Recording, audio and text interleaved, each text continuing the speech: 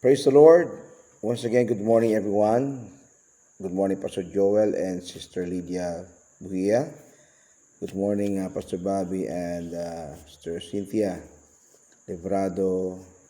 To all the NLF saints out there. Good morning, everyone. And once again, nandito po tayo sa lahat po na sumusubaybay sa uh, platform na ito. Magandang umaga po sa lahat. Sanda ko makinamundo na roon.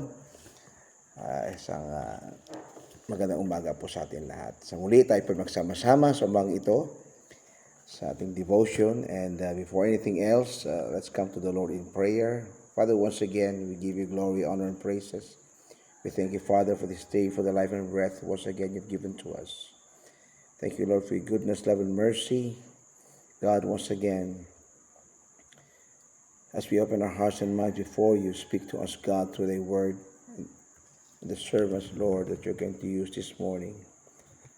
I pray, God, that you will meet also the needs of your people today.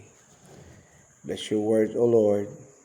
Bless the tongue and heart of thy servant, and use him, Lord, once again, a spiritual channel of blessings, spiritual blessings to your people. In Jesus' name, amen.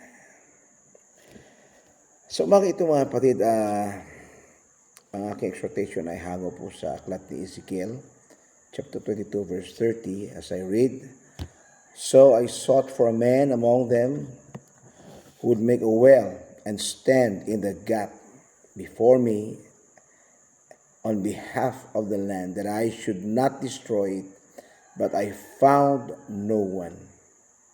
Naghanap daw ang Panginoon at tatayo sa gitna, mamagitan, pero wala daw siya nasumpungan. At sumagi ito, let me entitle this exhortation, Endangered Species. Mukhang hayop yata ang pag-uusapan natin. Hindi po, no? The word species, isa po sa meaning ng species is a group of entities that share common characteristics. So, hindi po hayop ang pag-uusapan natin sa umaga ito. Tao po. Mga grupo ng tao na may pare-pareho po silang katangian. Okay? O ginagawa. May pakay o naman mission. Okay? So, sa natural world, meron po mga species na nagiging mapanganib, na endangered na sila, na maging extinct, mawala na po kanilang lahi, mauubos na sila. At ang ating gobyerno, kahit saan mang bansa na roon, kung ang kanilang gobyerno ay nagpo-form sila ng organization and raise an alarm that these specified species are extinct. And they also form conservation groups, and they build sanctuaries, at nagpapasa po sila ng mga batas to protect them. Bakit nga pati? Why? Because extinction means losing something irreplaceable. Hindi na po kasi sila mapapalitan pag naubos na sila.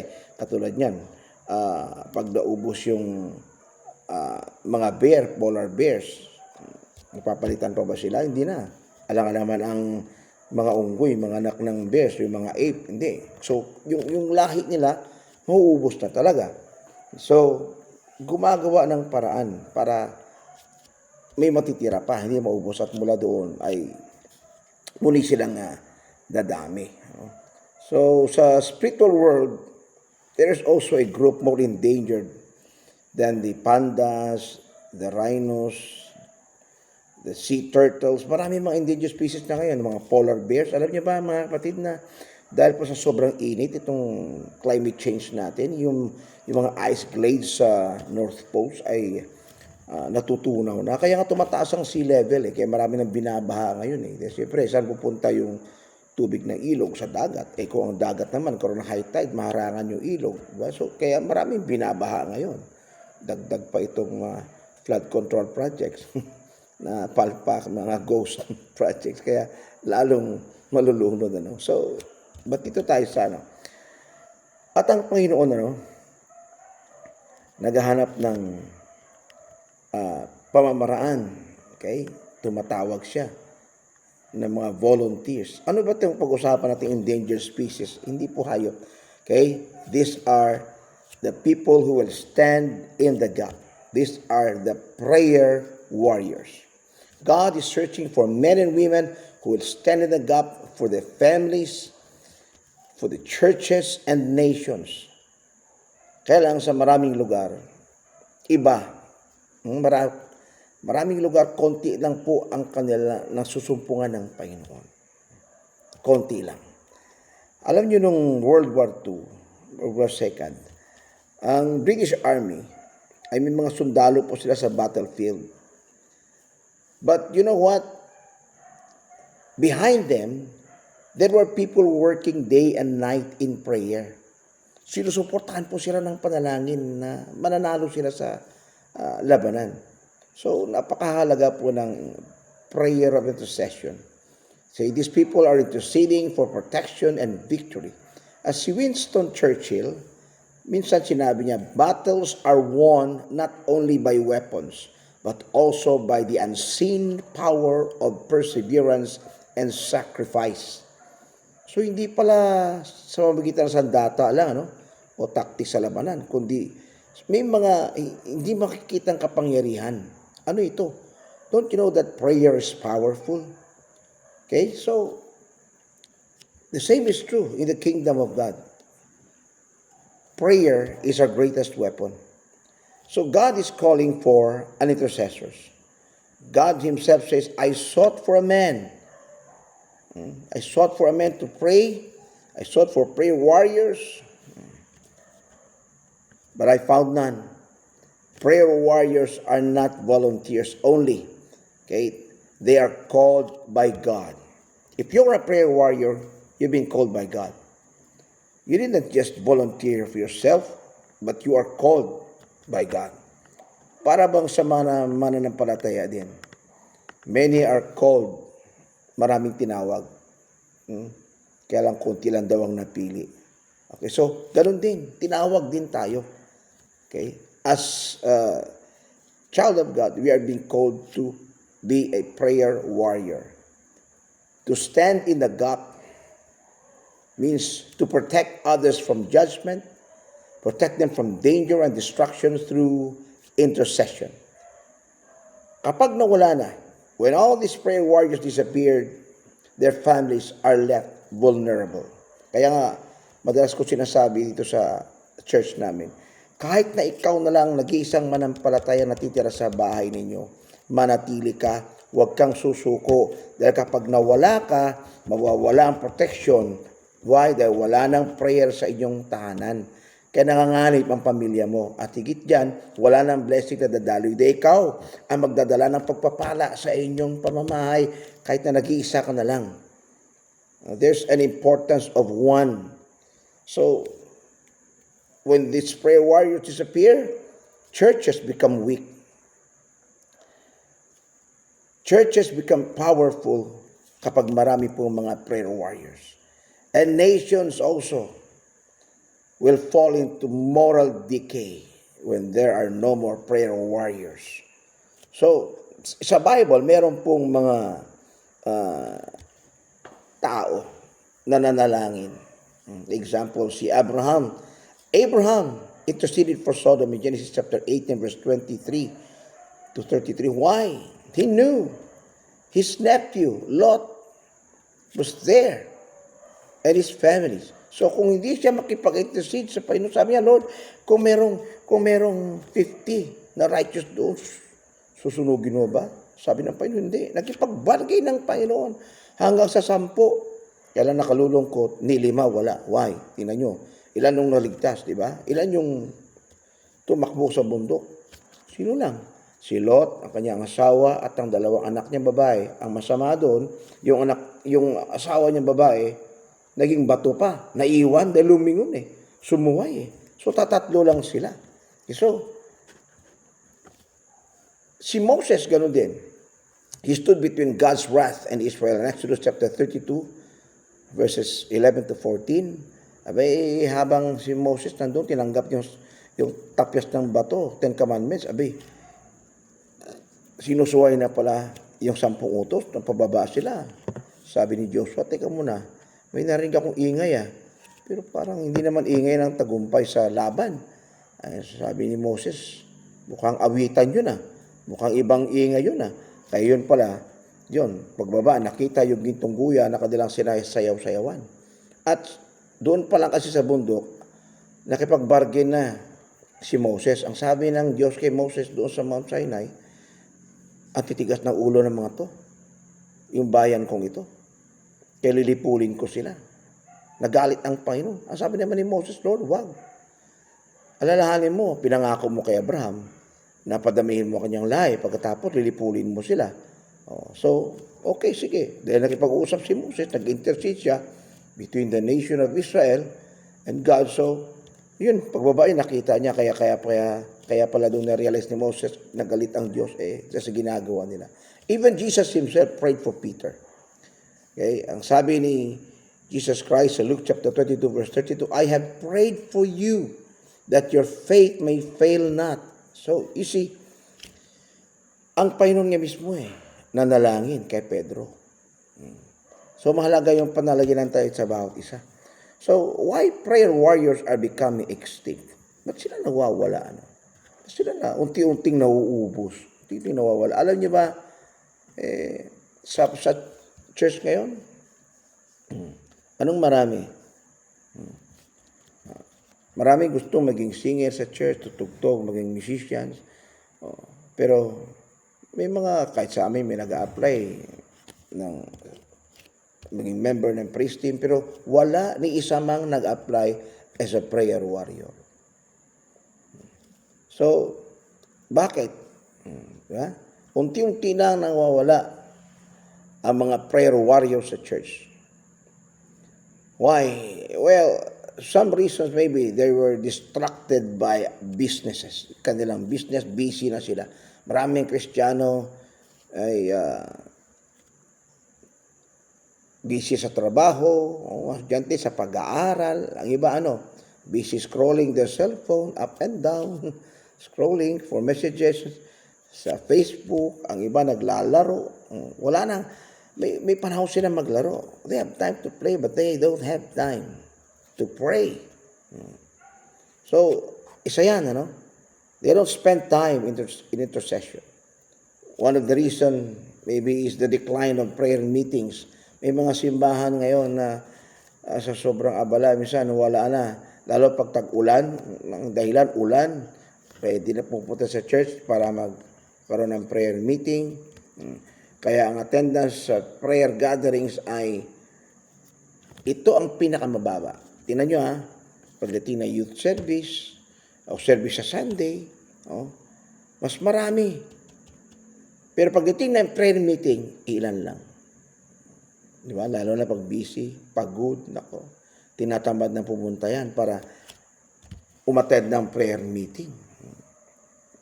So, isa sa dahilan, maaaring na-misunderstood nila ang prayer. Ang iba kasi, sa kanila ang prayer ay paghingi lang ng blessing. Just asking for blessings. Pero tandaan nyo, ang panalangin, it's not just an ordinary talking with God, Okay? Paghinga ng hinanakit mo o problema mo, asking for blessings, Okay? Meron din yang warring in the spirit. Nakipaglaban ka sa espiritu. So, mahalaga ang prayer. Rebukein itong mga masasamang espiritong humahadlang sa paglago, humahadlang sa gawain. And also, one of the reasons is the enemy's strategy. Alam ni Satan kasi, he knows that a praying church is a powerful church. So he fights to keep believers prayerless. He makes believers busy doing something than to pray. Merong isang preacher once said, ang sabi niya, Satan laughs at our toil, mocks at our wisdom, but trembles when we pray. Nanginginig na yan kapag ang isang Kristiyano, mananampalataya, ay nanalangin, nakaloob ng dalangin. Nanginginig na yan. So he doesn't mind Christians singing or attending programs, as long as they don't pray. Yeah. Sabi ko kanina na ang iba gusto lang umawit, gustong tumayo sa harapan pero tumugtog pero ayaw manalangin. Kaya dapat ang mga musicians, mga members ng praise team, dapat prayerful din sila. Kaya di sa amin, nire-require namin, hindi sila pwedeng tumugtog kahit ma-practice sila the night before. Kahit ma-practice sila.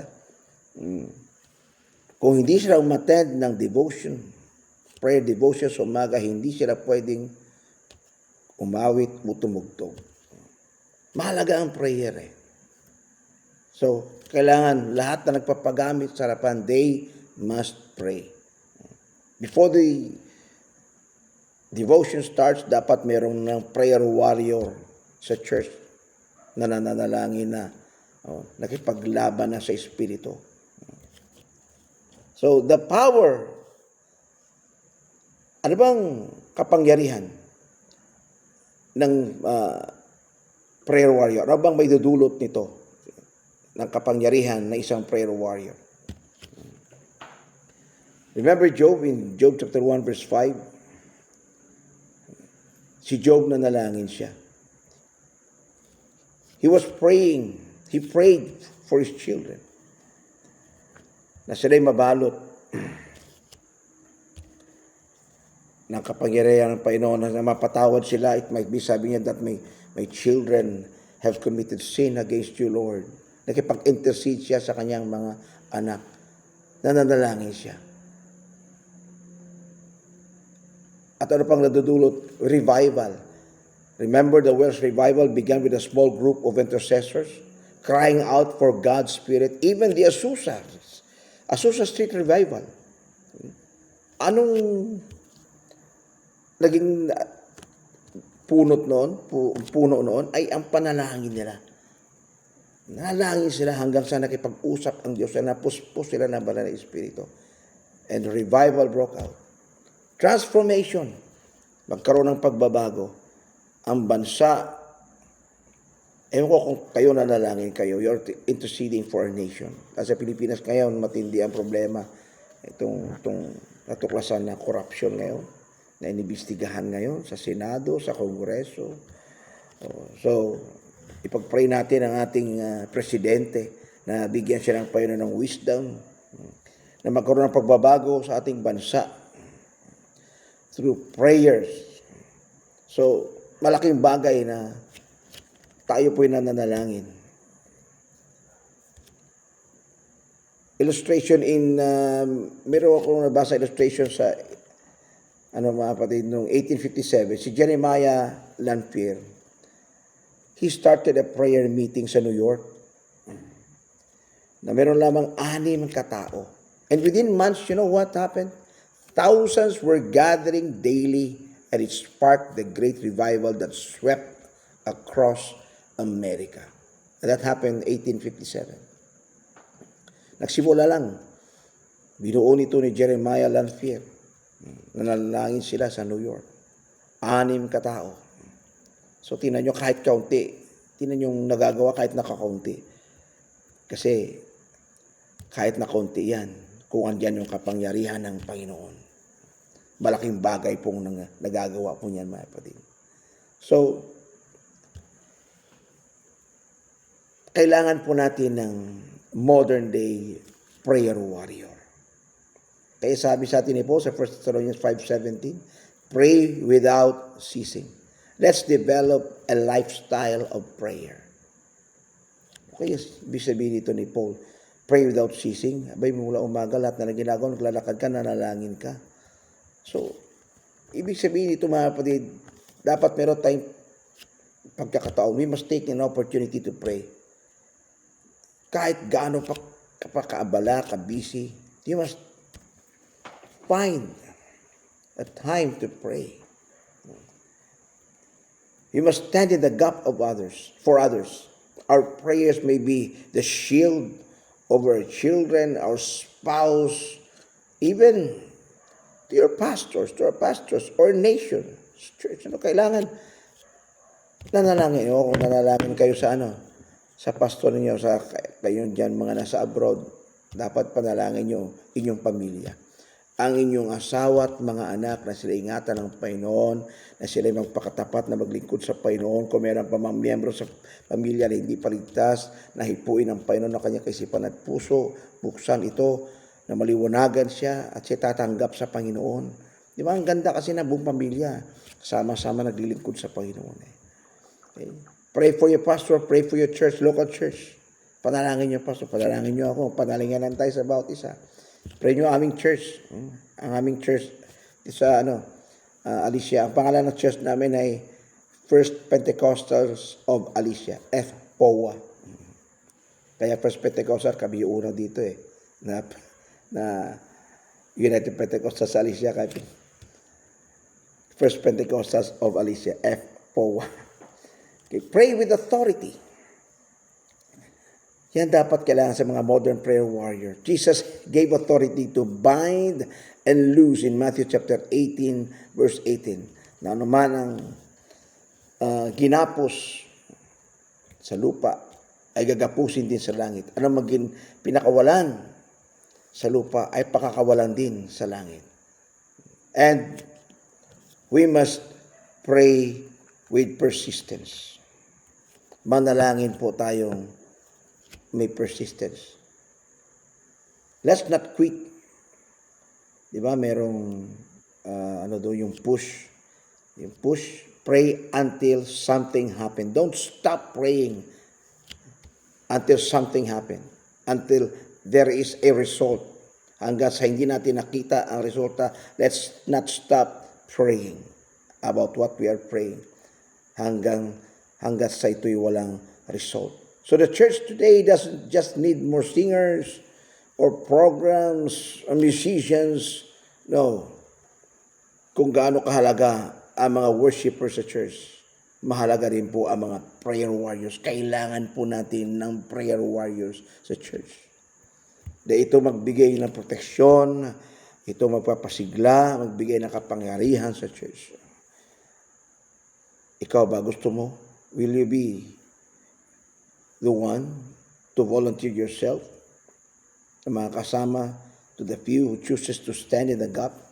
Or baka naman katulad na sinabi ng Diyos kay Ezekiel, wala akong nasumpungan, naganap ako, wala akong nasumpungan. Ikaw kaya masumpungan ng Panginoon. Prayer warriors may be endangered, but they don't have to go extinct. Maaring nanganganib pero dapat hindi mawawala. Nanganganib na maubos pero hindi dapat maubusan.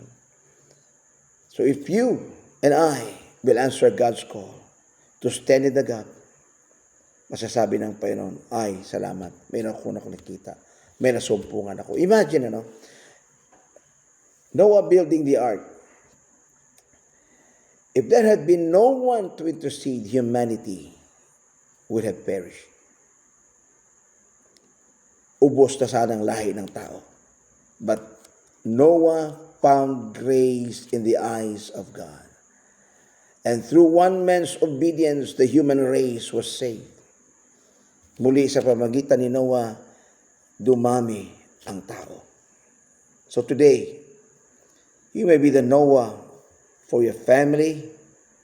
You may be the Noah for your church or for our nation through prayer. So let's be a prayer warrior. Huwag mo isali ang sarili mo sa mga endangered species. Let's say, Lord, here I am, answering your call to stand in the gap. Maraming salamat po. Let's pray, Lord. God, we pray that you raise up a prayer warrior. Prayer warriors, O Lord, in this generation. God, forgive us for neglecting the ministry of intercession. Teach us, Lord, to stand in the gap for our families, for our church, and for our nation. Let us not be found missing when you look for someone to pray. May you bless each and every one of us, God, today. Cover us all with the power of your precious blood. In Jesus' name, Amen. Maraming salamat po. Magandang umaga po sa ating lahat muli.